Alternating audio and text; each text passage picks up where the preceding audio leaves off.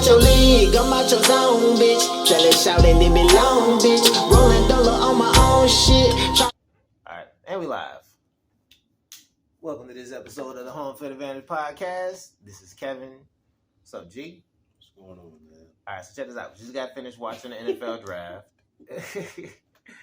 And as a Falcon fan and a Baltimore Ravens fan, I wouldn't say anticlimactic.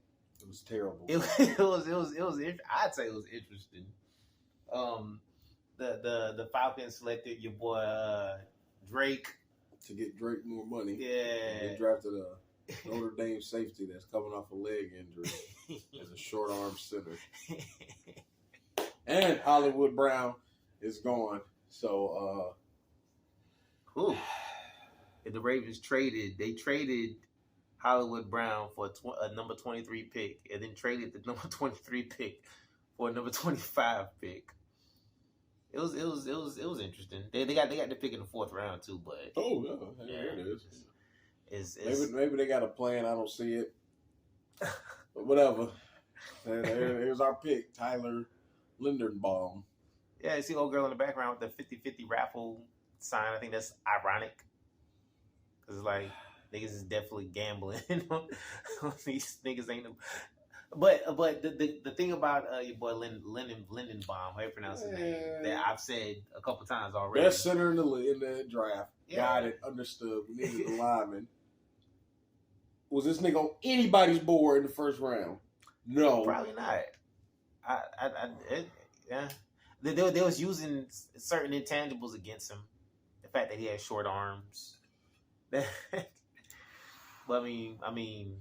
Hey, good draft. We'll see what happens in the second round. Yeah, I was intrigued. There was a lot of trades. The Jets won the draft so far by a landslide. The Jets won the trade. Yeah, I mean the draft. I'm sorry. But see, they trying to move on from this shit already. They got the basketball out, which actually reminds me of something that I wanted to say. Basketball. I don't even want to talk football tonight.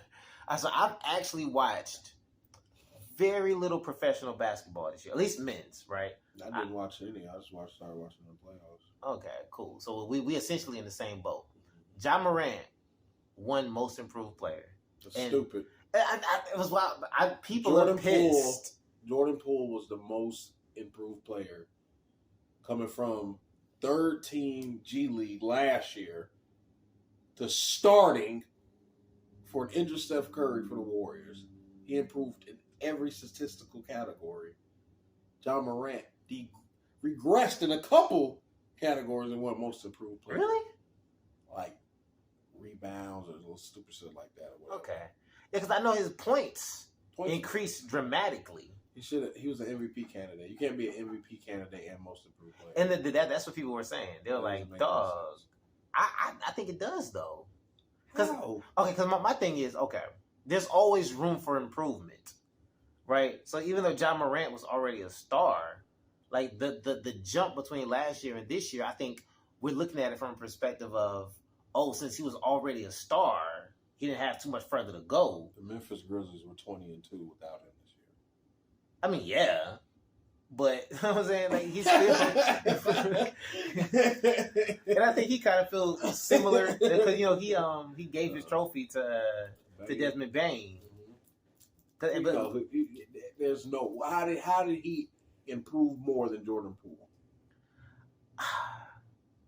That's where it gets interesting, right? Because mathematically, at least from because I don't have anything to back up these numbers right now at all, right? Maybe you can pull them up. Yeah, let's pull them up. But mathematically, from what I saw, the increase was about equal, right? If not greater for Ja.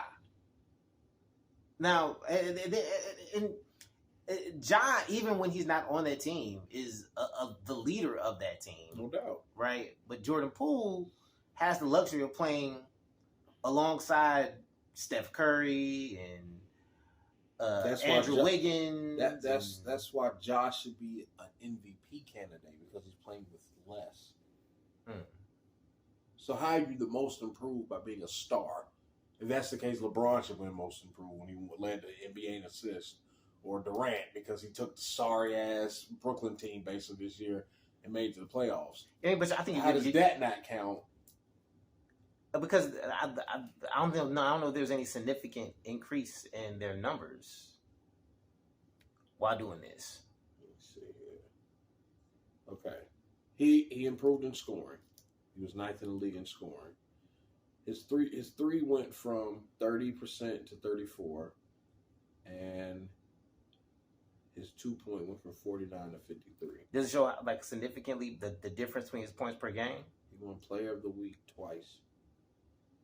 I think Ja went from like, but he was the number 2 pick in the draft. That's what people using against him. Yeah. Then he was like rookie of the year, shit like that or whatever. All right, Jordan Poole.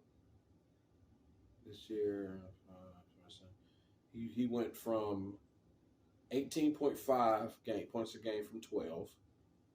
He doubled his assist numbers and led the NBA in free throw percentage. He was on the G League last year to leading the NBA in free throw percentage. And while Steph Curry, Draymond Green, and Klay Thompson was missing time, he took that he led the Warriors team. I think an argument can be made. But how many points per game did Ja Morant average last year? 19.1. Yeah, he went from 19 to what, like 27? Mm-hmm. It's a pretty big jump. It's a big jump, but he won Rookie of the Year. Yeah, and I think it's just a matter of perspective or how you Let me see. What the type of value, like what particular accolades or stats you value to determine what it is to be the most improved. Because just because you're already at the top don't mean you can't get better. You know what I mean? Like Michael Jordan was at the top of basketball, right, as far as abilities was concerned, and the Detroit Pistons started fucking him up. And he was like, yo, I got to get better. You know what I'm saying? He found a way to get better. Let's see. I'm trying to see his stats from last year, Jordan Poole's. Okay. Well, if he was in the G League, I don't know if his stats. Well, no, he was in the NBA last year, wasn't he? Yeah. I know on 2K they got him with the dumbass dreadlock shit with the ponytail. Yeah, so from points he went from 12 to 18.5. Assists he went from 1.9 to 4. Rebounds he went from 1.8 to 3. Steals stayed the same. Free throw went from 88 to 92. 3-point 35 to 36. That stayed the same. Field goal 43 to 44. Minutes went from 19 to 30. And he went from 7 games starting to 51 games starting. He played in 51 games last year, and then he played in 76 this year. All right, so the one thing that besides the games that he actually started, the one thing I can point to that, as far as numbers are concerned, that Ja Morant's points per game increased more than his. Yeah, I'll give you that. He scored 612 points last year and 1,405 this year. Balling. That's Jordan Poole. Yeah. So I think it's weird for an MVP candidate who was 9th in the NBA in scoring to be a most improved player. Even he rejected the trophy. Yeah. So, but I get why he won it, but nah. Yeah, I think the NBA I think has struggled with this for a hot little minute as far as being able to, for everyone to understand what the qualifications are to win specific awards. Mm-hmm. Right? Like as far as the argument for MVP and all of that, like it's just a your turn thing now. Yeah. But essentially, LeBron's not my favorite player, but LeBron should have won MVP 10 times. Mm-hmm. Yeah, you know according to the words most valuable player. Yeah, he's the most valuable player. Yeah. In the NBA. Yeah, I think he's definitely proven that. And I think of back when Kobe finally won his MVP. That was ridiculous. Yeah, it's like dog, like, know what I'm saying? Watching this man get robbed. Know what I'm saying? By who stole his MVPs from him? Steve Nash. And then Steve Nash also took one from Chris Paul. That's another story. Ja Morant was in first. DeJounte Murray was in second. DeJounte Murray actually, again, I haven't watched too much basketball this year, but the basketball that I did watch, I could see this a significant improvement in DeJounte Murray. Darius Garland was balling. Jordan Poole, Desmond Bain, Tyrese Maxey. Desmond Bain finished like 5th. Yeah, 5th. Tyrese Maxey and Miles Bridges. Anthony Simmons, Robert Williams, Jaren Jackson, Jalen Brunson. Anthony Simons made the list? Okay. Yeah. Mr. Boring ass dunk contest. Okay. But yeah, I definitely want to, because when they showed Ja Morant during the NFL draft for whatever reason. DeJounte Murray went from 15.7 points a game to 21. He went from 7.1 rebounds to 8.3, 5 assists to 9 assists, 1.5 steals to 2 steals. That's why people feel like he got robbed. It's a lot of folks. Anyone who I don't think you could be a star and been most improved player. That's weird. I think it's weird, but I think It's just you weird. can do it. Yeah. I mean, I get it, but I don't remember. I don't know. It's Yeah, weird. I mean, shots to Ja. I like Ja Morant. I really do. It's just, I don't know. My thing is, what if, like, let's say James Harden. Let's use James Harden as an example. Let's say James Harden averages 30 points a game, right? And then next season he comes out and is on some Wilt Chamberlain shit and is averaging 50 points a game. Like, do we improve? Yeah, do we not give him most improved? That's what I'm saying. It doesn't make any sense. I think most improved players should come to anybody who's not the go-to guy. You can't be the go-to guy on your team and then win most improved player. That's weird. You get more touches than anybody. You shoot the ball more than anybody. And your team had a winning record when you weren't in the lineup. You know what it actually reminds me of? When I was a kid, the very first basketball, I was talking about me my little recreation basketball days not so long ago, but my brother was on my basketball team. And at the beginning of the season, both of us were pretty much just bodies. Like, we were just out there, right? Because I was too young to be on that team anyways. And it was his first year playing basketball. So, you know what I mean?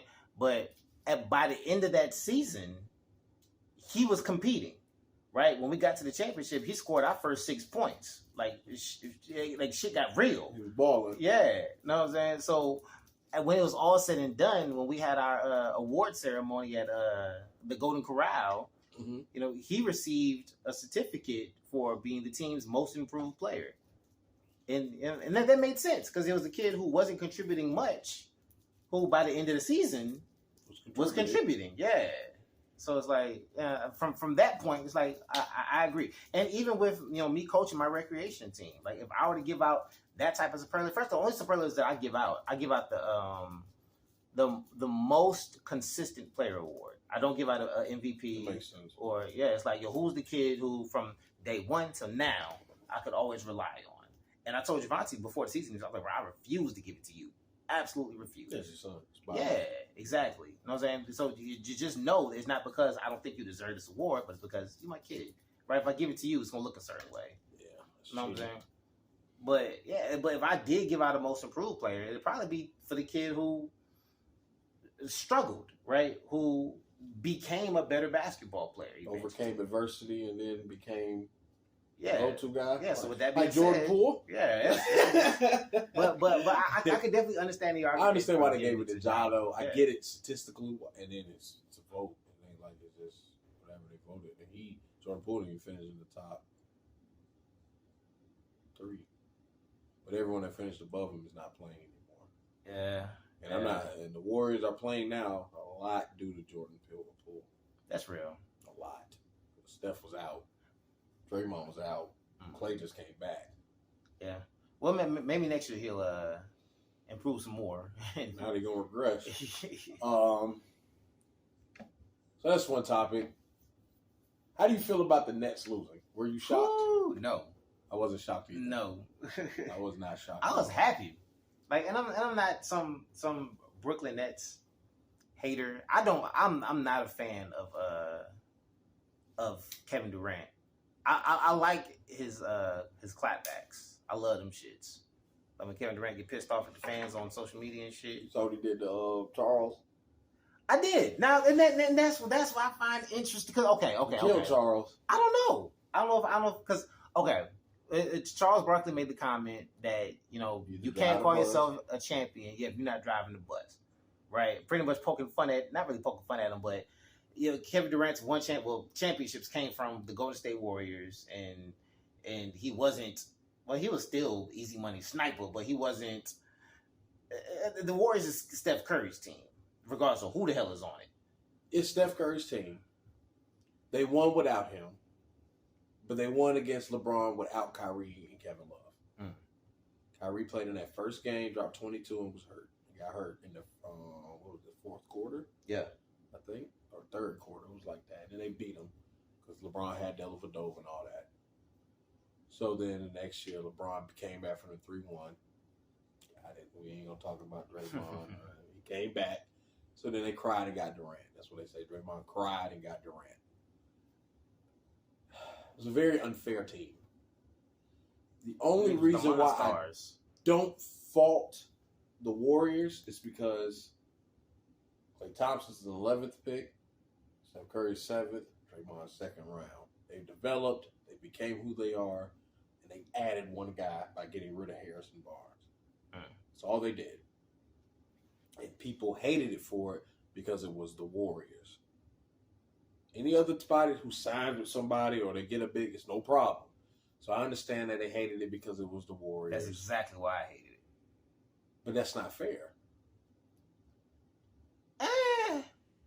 Why are they hated for having homegrown talent and signing one free agent?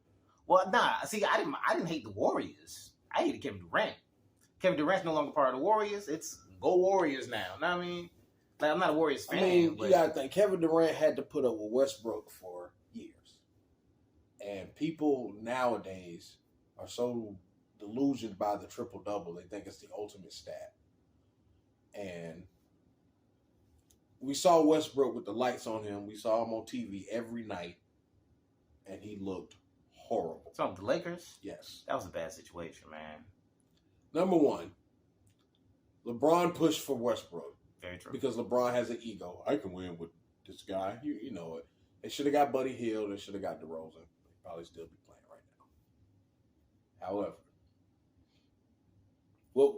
what I don't understand why Kevin Durant going to the Warriors was worse than Dwayne Wade, LeBron James, and Chris Bosh coming together. Because Kevin Durant went to the team that he legitimately couldn't beat.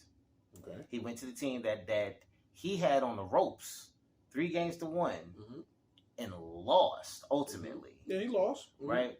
Like LeBron James, Chris Bosh, and Dwayne Wade forming together like Voltron to get past the Boston Celtics wasn't LeBron James and Chris Bosh and Dwayne Wade didn't go to Boston. I mean, I understand they didn't go to Boston, but you had 3 of the top 10 players in the NBA teaming up together to be 37-year-olds, 38-year-olds in basketball. And those 3 guys are they top 75. I got it. I totally understand, but it's not frowned upon because what? There's only one reason why. Oh, it was frowned upon. People frowned upon it. People defended it. People did it, yeah. Just like people are defending Kevin Durant.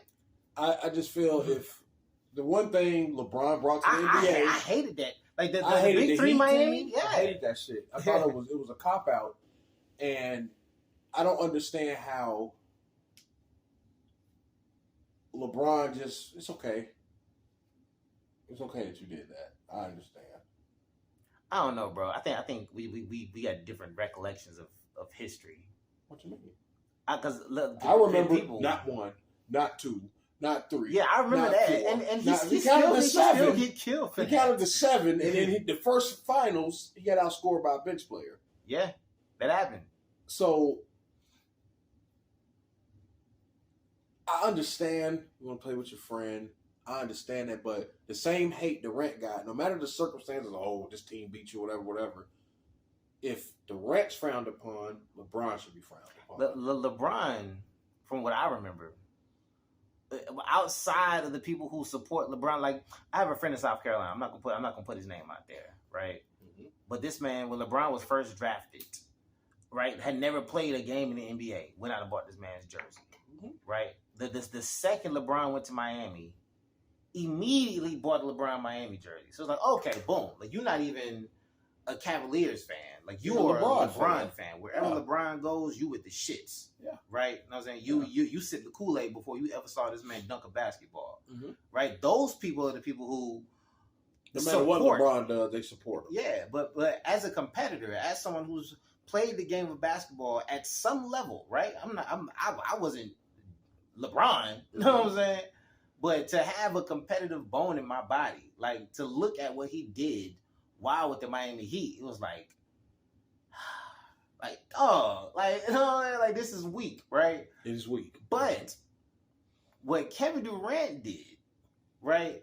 Like if Kevin Durant would have hopped on the phone and called Kyrie Irving and was like, "Hey, bro, let's form a super team," and then got on the phone and called someone else, like they did with the Brooklyn Nets, Joel Embiid. You know what I'm saying? Like, hey, let's did all it three of Brooklyn, us. it didn't work. Yeah, bro. I'm saying, but Kevin Durant going to Brooklyn, it's like, all right, bro. You know what I'm saying?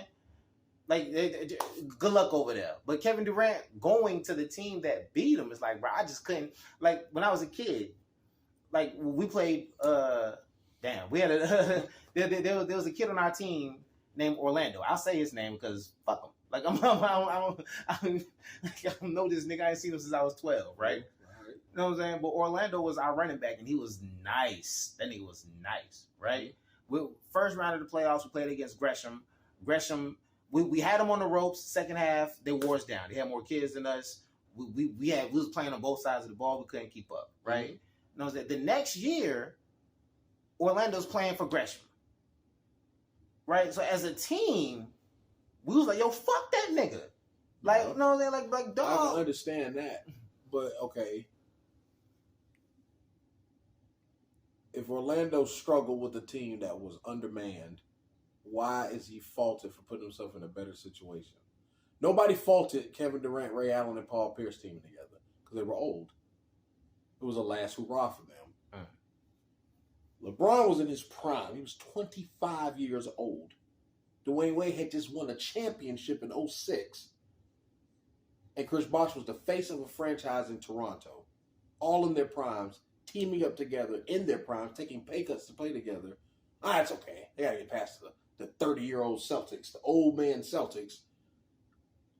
But Kevin Durant staying with Westbrook, losing in the finals to the Heat, and losing, and losing, and losing, and losing, and losing, and losing.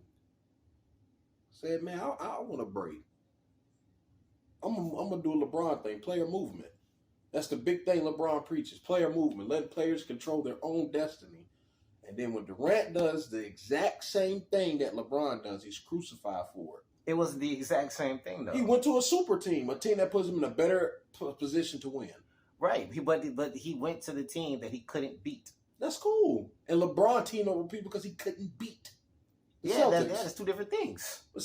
Either way, he did something so he can get past somebody, right? Right, but Kevin Durant didn't get past them. He joined them. Hey, I mean, yeah, it's fucked up on that sense, but let's not pretend LeBron went to the Jazz or something, or went to a team that said, all right, we just need LeBron. No, he called his best friend, hey, bro, let's team up. Hey, let's get Chris Bosh over here. Then he went to the Cavs with Kyrie. Andrew Wiggins got drafted, traded him away to bring Kevin Love. But nah, LeBron's done it twice. Yeah, and I agree with all. And even when he went back to Cleveland, I kind of looked at that like, dog, you're not going back to the same Cleveland that you left from. But see, that's why everyone said, oh, he saved it. It was a whole different team. Yeah. And then he goes to the Lakers, and everybody he traded, Brandon Ingram, balling. Lonzo Ball. Got hurt, but was balling for the Bulls. Julius Randle, balling. D'Angelo Russell. D'Angelo Russell left. Oh, yeah, he was before the LeBron thing, yeah. And Larry Nance was too, and Jordan Clarkson was. Yeah. But those three guys, the Lakers had young studs. He got rid of everybody for AD. LeBron has a 4-year plan with teams, bro. Street clothes, bro. That's street clothes. Funniest but nickname. The thing, I just don't understand. Like, I don't knock either one of them for doing.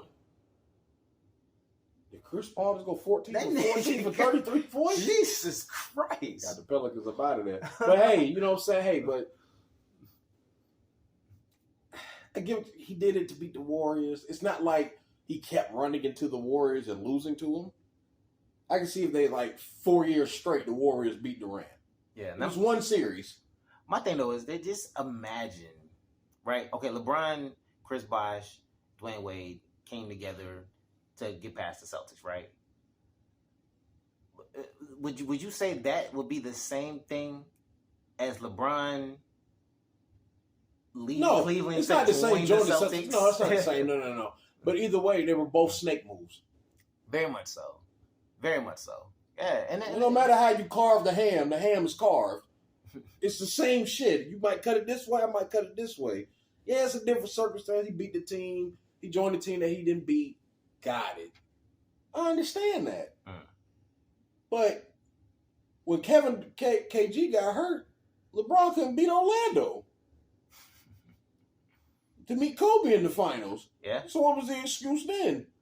Hedo Turkoglu and Rashad Lewis gave you too much trouble? Yeah, I mean, he was still trying to figure it out, man. He figure it out, man. He already went to the finals before. You got to figure out. Hedo Turkoglu. Man, stop it. Stop it. Yeah, Dwight Howard and Jameer Nelson. Yeah, Jameer Nelson. Yeah.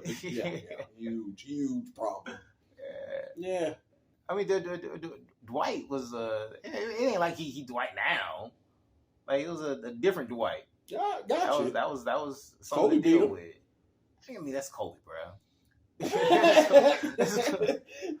Kobe did it with Luke Walton on his team. Luke Walton. Ooh. Is he still coaching? Or the Kings fired him? Damn. Yeah, the Kings fired him. Damn. Yeah, the Kings fired him. But, it is what it is. Player movement, player empowerment. That's what the new NBA is. It's the Home Field Advantage Podcast. We out.